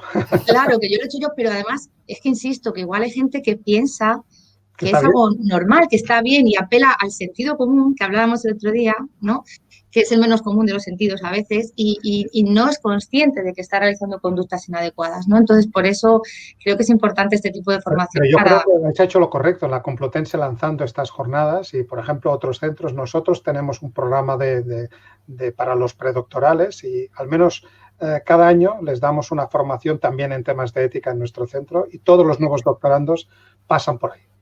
Claro, me parece fundamental, porque yo también aprendo cosas, Yo te estaba escuchando y me estaba quedando un poco alucinada también con algunos datos, ¿no?, que decías, porcentajes de personas que decían que sí, que a veces habían hecho conductas inadecuadas o que habían visto conductas inadecuadas. Pero esos porcentajes, cuando hago yo las encuestas en directo, te aseguro que los replico a la cifra, Los replico.